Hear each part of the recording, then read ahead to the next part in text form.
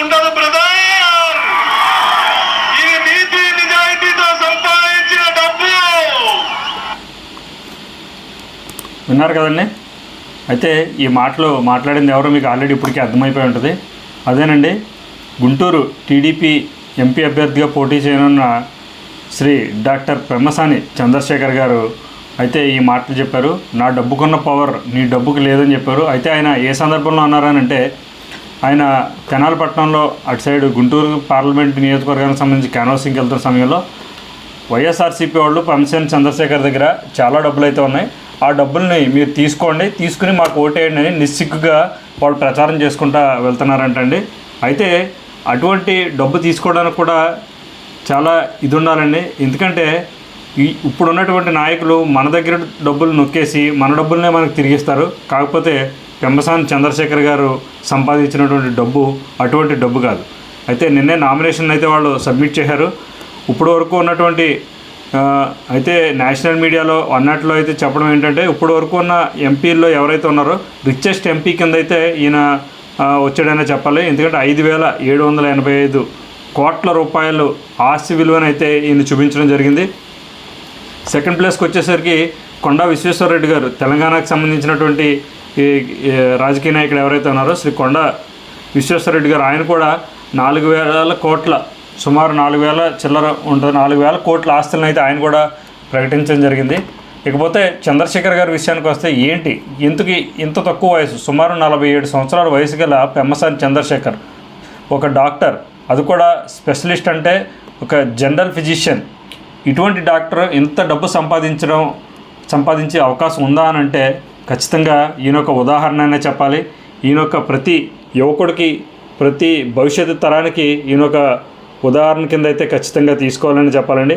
అయితే ఈయన వచ్చేసి బుర్రపాలెంలో జన్మించారు. సూపర్ స్టార్ కృష్ణ గారు ఎవరైతే ఉన్నారో ఎక్కడైతే జన్మించారో అదే ఊరండి బుర్రపాలెం. వాళ్ళకి వీళ్ళకి కూడా సత్సంబంధాలు ఉన్నాయని అయితే పలుమార్లు చంద్రశేఖర్ గారు అయితే చెప్పడం జరిగింది. ఈయన ఎంసెట్లో 27వ ర్యాంక్ సాధించి అక్కడి నుంచి ఉస్మానియా యూనివర్సిటీలో ఎంబీబీఎస్ చేయడం జరిగింది. తదనంతరం ఆయన ఉన్నత విద్యలకై యుఎస్ వెళ్ళారు. యుఎస్ వెళ్ళినప్పుడు అక్కడ ఎంఎల్ఈ అనే ఒక ఎగ్జామ్ ఉంటుందండి. అది వచ్చేసి మెడికల్ లైసెన్సింగ్ ఎగ్జామ్ అని చెప్పేసి ఉంటుంది. ఇక్కడ మనం ఎంబీబీఎస్ చదివినా కూడా ఆ స్టాండర్డ్స్ ఎలా ఉన్నాయని చెప్పేసి వాళ్ళకు టెస్ట్ పెడతారు. ఆ టెస్ట్లో కూడా ఈయన పాస్ అవ్వడం జరిగింది. సో పాస్ అయినప్పుడు ఆయన కొన్ని కష్టాలైతే పడ్డారు. ఆ కష్టాలు ఏంటంటే, అక్కడ ఉన్నటువంటి ఎగ్జామినేషన్కి ఎలా ప్రిపేర్ అవ్వాలి, ఎటువంటి క్వశ్చన్స్ ఉంటాయి ఏంటి అనేది ఆయన చాలా కష్టపడే ఆయన చదివి నేర్చుకుని ఎగ్జామ్ అయితే రాయడం జరిగింది. సో అలా చేసి ఎగ్జామ్ పాస్ అయ్యారు. మంచి హాస్పిటల్స్లో చాలా రోజులు ఆయన డాక్టర్ వృత్తిని కూడా కొనసాగించారు. సో ఇటువంటి తరుణంలో ఆయనకి ఒక ఐడియా అయితే వచ్చింది. అయితే నేను ఇంత కష్టపడ్డాను కదా ఈ ఎగ్జామ్ రావడానికి, ఇటువంటి వాళ్ళు చాలామంది ఉంటారు, పైగా ఇండియా నుంచి వచ్చే వాళ్ళకి ఇంకా ఉపయోగపడాలి అనే ఉద్దేశంతో వారి మిస్సెస్ శ్రీరత్న గారు ఎవరైతే ఉన్నారో వారిద్దరూ కలిసి యూ వరల్డ్ అనే ఒక వెబ్సైట్ని అయితే లాంచ్ చేశారు. అందులో వీటికి సంబంధించినటువంటి ట్యుటోరియల్స్ కానీ, ఎగ్జామ్కి సంబంధించిన టిప్స్ కానీ, ఇవన్నీ కూడా విద్య ఏదైతే ఉందో వాళ్ళు నేర్చుకున్నటువంటి విద్య 10 మందికి ఉపయోగపడాలని చెప్పి అతి తక్కువ కొన్ని ఫ్రీ కోర్సెస్, అలాగే అతి తక్కువ వ్యయంతో కొంత దీనికి సంబంధించినటువంటి ట్యుటోరియల్స్ ఇవన్నీ కూడా ఇందులో పెట్టడం జరిగింది. అందులో సక్సెస్ అయ్యేసరికి అందులో వచ్చినటువంటి డబ్బుని ఏదైతే వచ్చిందో దాన్ని వేరే కంపెనీల్లో కానీ, కొన్ని షేర్స్ రూపంలో కానీ, కొన్ని డిపాజిట్స్ రూపంలో కానీ వాళ్ళు పెంచుకోవడం జరిగింది. ఆయన యొక్క తెలివితేటలు, ఆయన యొక్క నైపుణ్యం ఉండడం వల్ల, రెండూ కలిసి ఉండడం వల్ల ఆయన అంచెలంచెలుగా ఎంతో స్పీడ్గా జెట్ వేగంతో అయితే ఆయన ఎదిగారని చెప్పాలి. ఎందుకంటే ఒక 25 సంవత్సరాల కుర్రాడు వరకు ఉన్న అప్పటి వరకు కూడా వాళ్ళ తల్లిదండ్రులు ఒక సాధారణమైన మధ్యతరగతి కుటుంబానికి సంబంధించిన వాళ్ళకి స్థిరాస్తులు చరాస్తులు అప్పట్లో ఏమీ లేవు. కాకపోతే ఎప్పుడైతే ఈయన ఒక ఉన్నతమైన విద్య చదువుకున్నారో ఆ రోజు నుంచి అంచెలంచెలుగా ఎదగడం కూడా జెట్ స్పీడ్లో ఎదగడం, అటువంటి అన్నీ జరగడంతో ఆయనకి అన్నీ కలిసి రావడం, ఆయన యొక్క తెలివితేటల వల్ల, ఆయన యొక్క ముందు చూపు, ఆయన యొక్క పాజిటివ్ యాటిట్యూడ్ వల్ల ఆయన ఈ స్థాయికి వచ్చారని చెప్పాలి. సుమారు 5,700 కోట్లు ఈ రోజున ఏ ఎంపీ కూడా ఉంటూ ఉంది. రిచెస్ట్ ఎంపీ అనడానికి కూడా ఇంత దమ్ము ఎవరికి లేదని చెప్పాలి. 5,785 కోట్లు నా ఆస్తి అని చూపించే దమ్ము ఈ రోజు వరకు కూడా ఏ ఎంపీ కానీ ఏ రాజకీయ నాయకుడు కూడా ఈ రోజు వరకు చూపించలేదని చెప్పాలి. సో అందుకని ఆయన నా డబ్బుకున్న పవర్ నీ డబ్బుకు లేదని చెప్పేసి జగన్మోహన్ రెడ్డి గారికి సవాల్ వేసడం జరిగింది. ఎందుకంటే ఈరోజు ఇప్పుడు మనం చూస్తున్నటువంటి జగన్మోహన్ రెడ్డి గారు 500 కోట్లు చూపించడం జరిగింది. అయితే ఆయనకు ఒక్క కంపెనీయే 1000 కోట్ల ఆస్తి ఉంటుంది ఖచ్చితంగా.